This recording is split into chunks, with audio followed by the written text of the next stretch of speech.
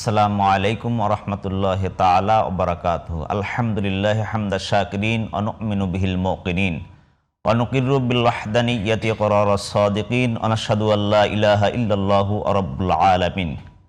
কাছে ও দূরে, দেশ ও প্রবাসে যে যেখান থেকে আমাদের সাথে যুক্ত হয়েছে সকলকে জানাই জিটিভি পরিবারের পক্ষ থেকে আন্তরিক অভিনন্দন ও শুভেচ্ছা।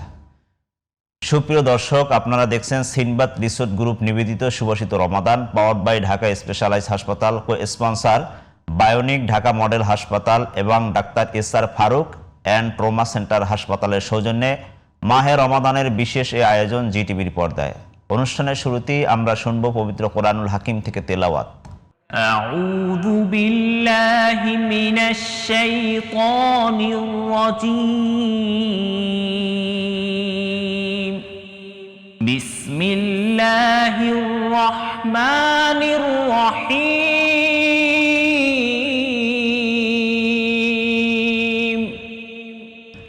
ওয়ালাইসাতিত التوبة للذين يعملون السيئات حتى إذا حضر أحدهم الموت قال إني تبت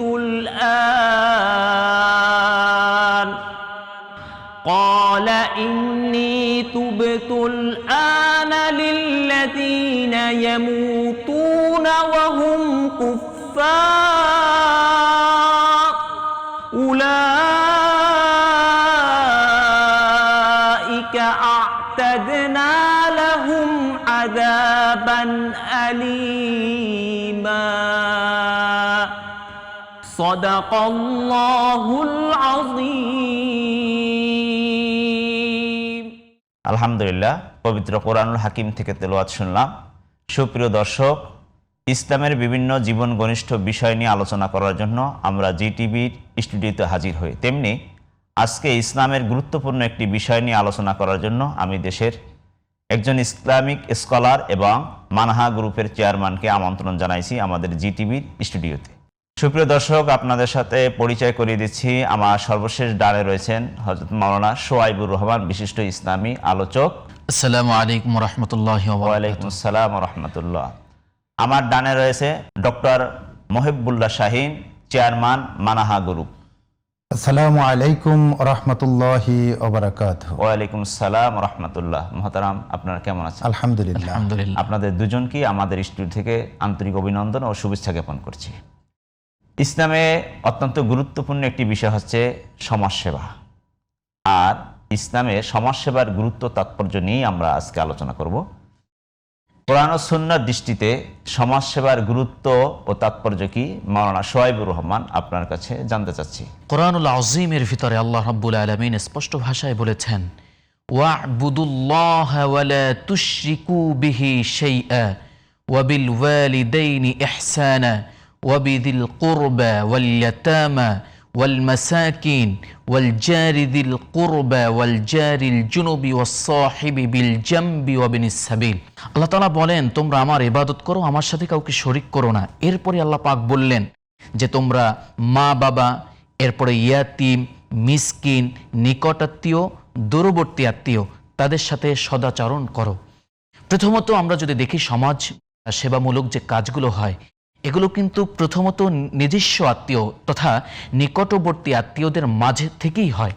যেমন আমার একজন আত্মীয়, তিনি হয়তো একটু গরিব আছেন, আমি যদি একজন স্বাবলম্বী হয়ে থাকি, তাহলে আমার সর্বপ্রথম কর্তব্য হচ্ছে আমার সেই আত্মীয়র খোঁজ খবর নেওয়া এবং তার দায়িত্বের যতটুকু আমি নিলে পরে তার উপরে ইহসান হবে ততটুকু নেওয়া। এরপরে দ্বিতীয় যে বিষয়টা হচ্ছে সেটি হচ্ছে ইয়াতিম এবং মিসকিনের দায়িত্ব নেয়া।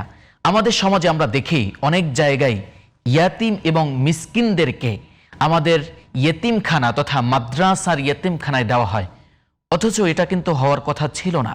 আমাদের সমাজে যাদের আল্লাহ পাক ধন দিয়েছেন, দৌলাত দিয়েছেন, তাদের দায়িত্ব নেওয়ার কথা ছিল এ সমস্ত ইয়াতিম বাচ্চাদের, মিসকিন বাচ্চাদের। এরা যদি কাল কিয়ামতের ময়দানে দাঁড়িয়ে বলে, আল্লাহ আমাদের দায়িত্ব দুনিয়ায় কেউ নেয় নাই, আমরা পথহারা মানুষের মতন বড় হয়েছি, তখন আল্লাহর কাছে আমরা কি জবাব দেব? এরপরে আমরা যদি দেখি আল্লাহ পাক অন্য জায়গায় বলেছেন ওয়ায়ুতঈমুনা আত-তাআমা আলা হুব্বিহি মিসকিনাও ওয়া ইয়াতীমান ওয়া আসীরা।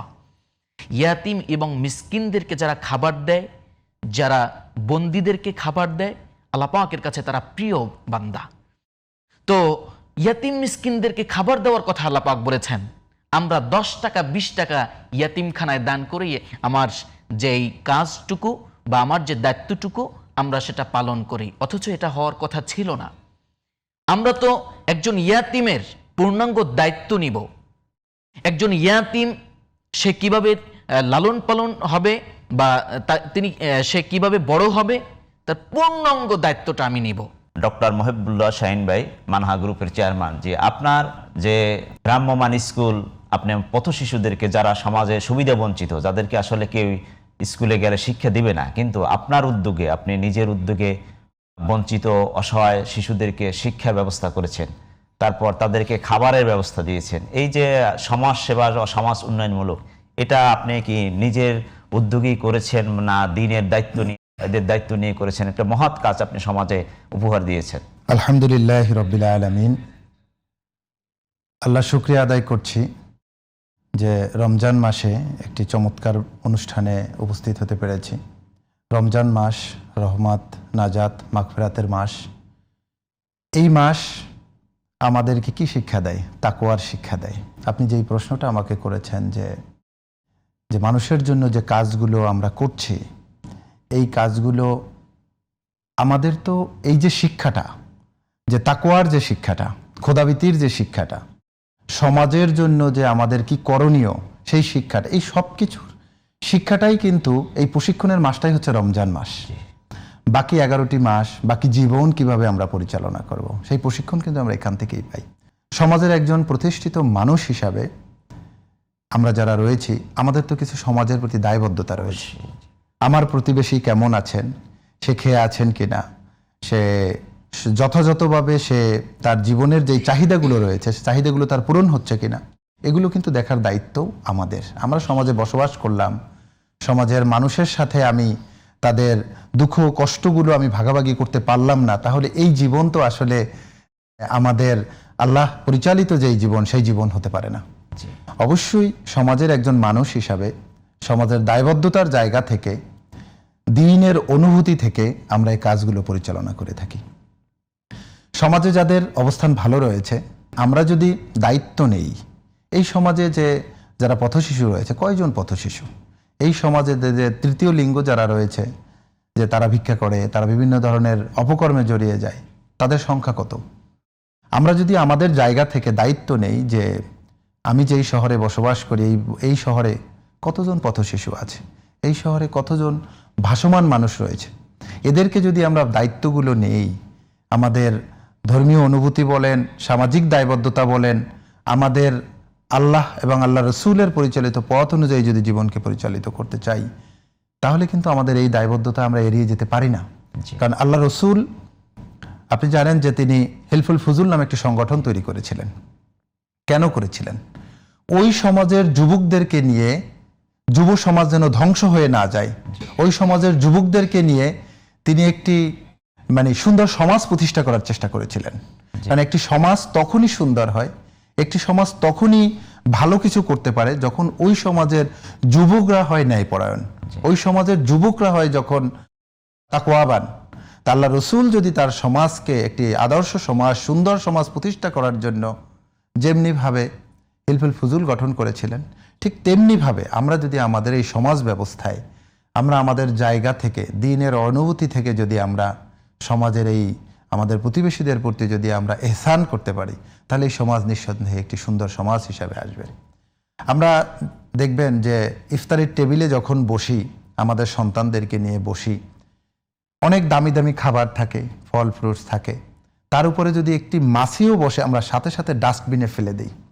কিন্তু আপনি কি খেয়াল করেছেন যে এই সমাজের এরকম হাজারো শিশুরা ডাস্টবিনে কুকুর বিড়ালের সাথে লড়াই করে খাবার খাচ্ছে? আমরা কিন্তু একটা মাছি পড়ার জন্য যেই খাবারটাকে আমি ডাস্টবিনে ফেলে দিচ্ছি, ওই ডাস্টবিনেই আমাদের এই আদম সন্তানরা কুকুর বিড়ালের সাথে লড়াই করে পচা খাবার খেয়ে শুধু বেঁচে থাকার জন্য তারা লড়াই করছে। আমি যদি আমার এই অনুভূতি থেকে তাদের প্রতি একটু ইহসান করি, আমরা আমাদের সন্তানরা প্রতি বছরে বছরে সিজনে সিজনে বিভিন্ন উৎসবে উৎসবে তারা পোশাক পরিবর্তন করতেছে, জি কিন্তু একটি ছেঁড়া কাপড় পরে যখন একটা সাধারণ একটা শিশু, পথ শিশু আমাদের কাছে আসে, আমরা কি যথাযথভাবে তাদের প্রতি এহসান করতে পারছি? আমরা কি জবাব দেব আল্লাহর কাছে? আমরা একটা কবিতা পড়েছি, মানব সেবা।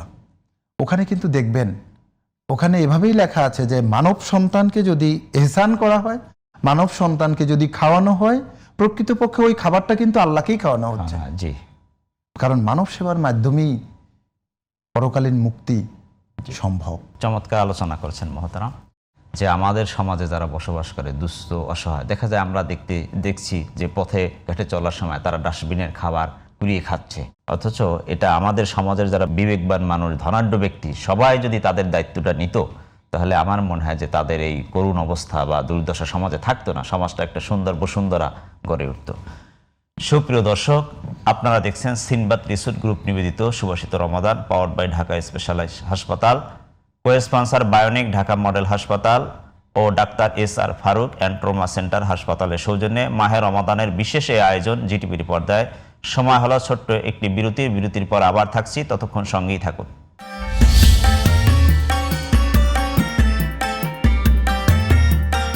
সুপ্রিয় দর্শক, বিরতির পর আবার ফিরছি। আপনারা দেখছেন সিনবাদ রিসোর্ট গ্রুপ নিবেদিত সুবাসিত রমাদান, পাওয়ার্ড বাই ঢাকা স্পেশালাইজ হাসপাতাল, co sponsor bionic Dhaka model হাসপাতাল ও ডাক্তার SR Faruk and trauma centre হাসপাতালের সৌজন্যে মাহে রমাদানের বিশেষ এই আয়োজন জিটিভির পর্দায়। মোহতারাম মাওলানা সোহাইবুর রহমান, সমাজ সেবার জন্য ওলামায়ে কেরামদের কি ভূমিকা থাকা উচিত? আমাদের সমাজে আমরা দেখি যে সাধারণ অনেক স্বেচ্ছাসেবী সংগঠন রয়েছেন, তারপর যারা আলেম না, আলেম ছাড়া অনেক মানুষ, তারাও এই যে ঢাকার শহরে আমরা দেখি একবেলা খাবার ফ্রি খাওয়া একটা ভালো কাজের বিনিময়। তাছাড়া দেখছি অনেক মানুষ আছে যে তারা কোরবানির সময় অসহায় দুস্থদের মাঝে মানে গরু বিতরণ করে, মানে তারা একবেলা ভালো খাও এটা তারা চায়, এবং তার অসহায় দুস্থদের মাঝে কাপড় বিতরণ করে। কিন্তু ওলামায়ে কেরামদের কি দায়িত্ব থাকা উচিত এক্ষেত্রে, মানব সেবার ক্ষেত্রে বা সমাজ সেবামূলক কাজের ক্ষেত্রে? দেখুন, ওলামায়ে কেরামের ভেতরেও কিন্তু ধনাঢ্য আছে। অবশ্যই যারা ধনাঢ্য তারা সাধারণ মানুষের যে দায়িত্ব, তাদেরও একই দায়িত্ব। জি, প্রথমত ধনের ক্ষেত্রে, জি, দানের ক্ষেত্রে, আর দ্বিতীয়ত হচ্ছে আমাদের সমাজের যেই কালচার বা যেই অবস্থা, তাতে আমরা দেখি যে আলেম ওলামারাই বেশি দায়িত্ব পালন করছেন। যেমনটা আপনি যদি দেখেন, এই বাংলাদেশের শত শত হাজার হাজার ইয়াতিমখানা রয়েছে, জি, কিছুটা হলেও এখান থেকে ইয়াতিম ছাত্ররা একই সাথে লেখাপড়া করতে পারে, কিছুটা হলেও নিরাপদ একটা জায়গা তারা খুঁজে পায়। জি, যদিও আমাদের এই ইয়াতিমখানাগুলোকে আরও কিছুটা সংস্কার করতে হবে। যেমনটা আমরা দেখি বিভিন্ন ওয়াজ মাহফিলের সময় তাদের মাধ্যমে বিভিন্ন রাস্তাঘাটে এই যে চাঁদা উঠায় বা টাকা উঠায়, দান উঠায়, এ সমস্ত কাজ বা এই সমস্ত কালচার থেকে যদি আমরা ফিরে আসতে পারি, ওলামায়ে কেরামের দায়িত্ব হচ্ছে এই সমস্ত কাজগুলো থেকে ছাত্রদেরকে বিরত রাখা। জি, কারণ হচ্ছে যে একজন ছাত্র সে তো আপনার সন্তানের মতন। জি, আমার যে ছাত্র হবে সে তো আমার সন্তান। জি, তো সন্তানের দায়িত্বটা তো আমি পালন করব। আমি আমার সন্তানের মাধ্যমে কি কোনো জায়গায় চাঁদা উঠাবো, টাকা উঠাবো? জি না। তো আমি কিভাবে একজন সন্তানের মতন একটি ছেলের মাধ্যমে এ সমস্ত অপকর্মমূলক কাজ করি? আমার দায়িত্ব হচ্ছে যে আমি একজন লোক রাখবো, আমার দায়িত্ব হচ্ছে যে আমি সেখানে কর্মচারী রাখবো, সেই সমস্ত কর্মচারীরা দান, খয়রাত, সাদাকা যা লাগুক না কেন তারা উঠাবে। কোরবানিতে আমরা দেখি বিভিন্ন জায়গায়, বিভিন্ন বড় বড় মাদ্রাসাগুলোতে ইয়াতিম ছাত্রদেরকে, মাদ্রাসার গরিব ছাত্রদেরকে, দারিদ্র ছাত্রদেরকে কোরবানিতে বাসায় যেতে দেওয়া হয় না, তাদেরকে পাঠানো হয় বিভিন্ন ঘর বাড়ির সামনে চামড়া উঠানোর জন্য, কালেকশনের জন্য। কেন? তাদেরকে একটু ঈদ আনন্দ তাদের ফ্যামিলির সাথে ভাগ করার ইচ্ছাটুকু হয় না? যদি আমরা এটা চিন্তা করি যে আমিও তো এই জায়গাটা থাকতে পারতাম, আমিও তো ছোট ছিলাম, আমিও তো একজন মাদ্রাসার স্টুডেন্ট, আমি একজন আলেম হয়েছে কি একেবারে জন্ম থেকে? না, আমি একজন মাদ্রাসার স্টুডেন্ট। তো আমাকে যদি আমার টিচার এ সমস্ত কাজ করাতেন তাহলে আমার কেমন লাগতো? আমি কিভাবে একজন ছাত্রকে এই সমস্ত কাজ করাই? দ্বিতীয় আরেকটি কথা হচ্ছে, আমাদের সমাজে আপনি যে বললেন সাধারণ মানুষ যারা তারা কিছু কাজ করে, যেমন কোরবানির সময় গরু জবেহ করে মানুষের মাঝে বন্টন করে, এগুলোর অনেকটা আমরা দেখি আই ওয়াশ। যেমন আপনি দেখবেন যে 130 টাকার লুঙ্গি বিতরণ করে সেখানে ধাক্কাধাক্কি বিশাল লাইন পড়ে যায়, অথচ সেই ব্যক্তি কিন্তু 200 কোটি টাকার মালিক, কিংবা তারও থেকে বেশি অথবা কম। তো একজন এত কোটি কোটি টাকার মালিক হয়ে তারপর 130 টাকার একটা লুঙ্গি দিচ্ছেন, অথচ আপনার দায়িত্ব ছিল গরিব, অসহায়, দরিদ্র মানুষের কাছে গিয়ে গিয়ে আপনার এই যে দানের ক্ষেত্রে অথবা আপনার যে দায়িত্বটুকু সেটা আপনি পালন করবেন। আমরা দেখি যে আমাদের সমাজে এই রাস্তাঘাটে গাড়ির গ্লাস থেকে ইয়াতিম, মিসকিন, দরিদ্র, অসহায় আমাদের মা বোনদেরকেও আমরা দেখি সেখানে যে 10টা টাকা ভিক্ষা চায়, সেখানে আমরা ধমক দেই, অথচ আল্লাহ তাআলা কত কঠিন আকারে কোরআনুল আযীমে এই বিষয়টা নিষেধ করেছেন। আল্লাহ পাক বলেন, ফাআম্মাল ইয়াতীমা ফালা তাকহার ওয়া আম্মাস সাইলা ফালা তানহার, তোমরা যারা ইয়াতিম তাদের উপরে কঠোর হইও না, আর যারা দরিদ্র, মিসকিন, তোমাদের কাছে কিছু চায়, সায়েল, তাদেরকে তোমরা ধমক দিও না। ডক্টর মহিবুল্লাহ শাহীন মোহতারাম, আপনার কাছে জানতে চাচ্ছি যে আমাদের সমাজে আমরা এত দুস্থ অসহায় মানুষদের, যে যারা দান করে তারাই বা দুস্থদেরকে যারা কাপড় খাবার দিচ্ছে তারাই নিয়মিত দিচ্ছে, কিন্তু ধনীদের একটা অংশ তারা এই ক্ষেত্রে পার্টিসিপেট করে না। আপনি সমাজে এই ঈদ, কোরবানি উপলক্ষে সমাজে একটি বিশাল অংশকে আপনি সাপোর্ট দেন, তো এক্ষেত্রে আপনি এই কাজ করতে গিয়ে, সমাজ উন্নয়নমূলক কাজ করতে গিয়ে আপনার আত্মতৃপ্তি বা আত্মা কীরকম মনে হচ্ছে যে আসলে সমাজে যদি এরকম আপনার মতো যদি 500 বা 1000 মানুষ থাকতো তাহলে একটা সোসাইটিকে টোটালি এই দারিদ্র থেকে বিমোচন করা সম্ভব হতো কিনা? আসলে দায়িত্ব তো একটা সমাজের কিছু সংখ্যক মানুষের উপরে না, সমাজে যারা বসবাস করে তাদের সবারই দায়িত্ব হচ্ছে ওই সমাজের উপরে। জি, যদি বিষয়টা এমন হতো যে এই সমাজের যারা ধনীরা রয়েছে তাদের কাছ থেকে সরকারিভাবে জাকাতকে উত্তোলন করা হতো, সরকারিভাবে এটার সুন্দর সমহারে বন্টন করা হতো, জি, তাহলে কিন্তু এই সমাজে এই ধনী এবং গরিবের যে ব্যবধানটা এটা কমে আসতো। যেটা হয়েছে যে আমরা কি করি, লোক দেখানোর জন্য কাজগুলোই বেশি করি সমাজে। দেখবেন যে মার্কেটে রমজান আসলে দোকানের সামনে লেখা থাকে যে জাকাতের কাপড় পাওয়া যায়। দেখেন কত বড় জঘন্য যে জাকাতের লুঙ্গি এবং শাড়িকে সাধারণ কাপড় চোপড় থেকে আলাদা করে ফেলা হয়েছে। যে এই যে জাকাতটা আপনার এবং আমার সম্পদের যেই জাকাত, এই জাকাতটা হচ্ছে গরিবের হক, এটা আপনার আমার দয়া নয়। আমরা কি করছি, এটাকে দয়ার পর্যায়ে নিয়ে গিয়েছি, যে আমি দয়া করছি তোকে, যে আমি 100 টাকার একটা কাপড় দিচ্ছি, এটা তোর প্রতি আমার দয়া। আমরা কিন্তু আমাদের এই জায়গা থেকে সরে আসতে হবে। এই সমাজের মানুষগুলো দেখবেন শাড়ি এবং লুঙ্গির জন্য মাইকিং করা হয় যে শাড়ি লুঙ্গি বিতরণ করা হবে, লক্ষ লক্ষ মানুষ আসে, এই শাড়ি এবং লুঙ্গি নিতে গিয়ে মানুষের জীবন চলে যায়। জি। আজকে আমাদের সরকার, যারা দায়িত্বশীল ব্যক্তিরা রয়েছেন, তারা যদি তাদের দায়িত্বটা যথাযথভাবে পালন করতেন, তারা যদি জাকাত এবং সাদাকার নিয়ম কি, যে আপনি যেই অঞ্চল থেকে এটাকে কালেক্ট করবেন ওই অঞ্চলের মানুষকে অগ্রাধিকার দিবেন, এটাই তো। কিন্তু আমরা কি করছি, আমরা এটাকে প্রাতিষ্ঠানিক রূপ না দিয়ে এটা ব্যক্তিগতভাবে আমরা এটা করছি।